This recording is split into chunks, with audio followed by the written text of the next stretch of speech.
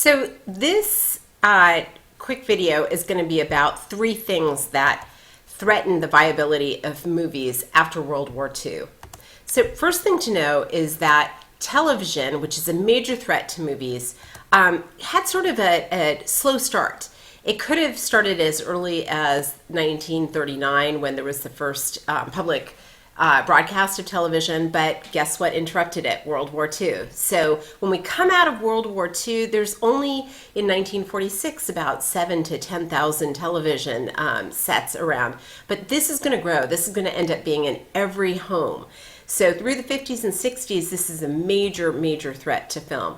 And the film industry was not its best friend in the first place. They didn't do themselves any favors because they imposed a ban all the way until 1958 when they realized the folly of their ways, that the films that they created couldn't be shown on the little screen, on the small screen.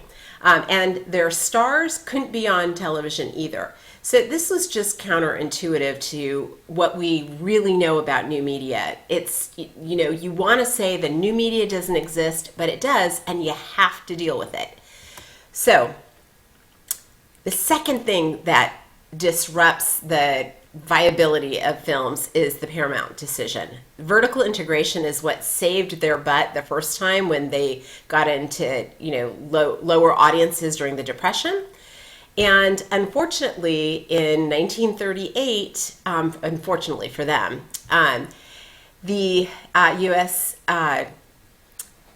Decided that this was a monopoly and the Justice Department took all the 5 major studios and sued them, saying vertical integration, creating the film, distributing the film, and exhibiting the film, that's a monopoly that creates an unfair advantage for other filmmakers, for other people who own movie theaters. So the Justice Department said, you guys can't do this anymore. And it wound its way through the courts until 1948 when the Supreme Court finally said, okay, this is not okay. It's a monopoly and you have to sell off your theaters.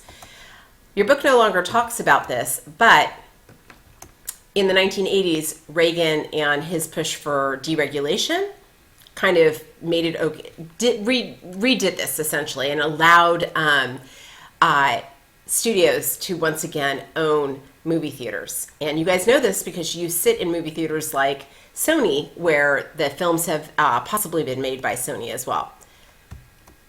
Okay, the third thing that really was difficult for movies and threatened their viability was the Red Scare, essentially McCarthyism. We're going to see this again when we talk about television, but essentially after World War II, America is just in this huge state of, oh my God, communists are coming. Now it sounds, from this side, it sounds a little quaint, right? Ooh, communists, how scary. But back then, it was really a big deal. So I want you to think about the word terrorism and how that is such a loaded and scary concept or word for people now. Communism was the same way. So Joseph McCarthy, young senator from Wisconsin, comes in there and we get the House Un-American Activities Committee, and they start trying to ferret out communist influence. And they look at the film industry, they look at the television industry, and they start calling people in front of them in these hearings and asking them, are you now or have you ever been a member of the Communist Party? That doesn't sound so American to even ask that question, but that's what they did at the time. And so the first 10 people they call in, this Hollywood 10, they basically ask them this question, and the 10 people refuse to answer the question. So they're held in contempt, and they are jailed for not answering the question. That's unfortunate.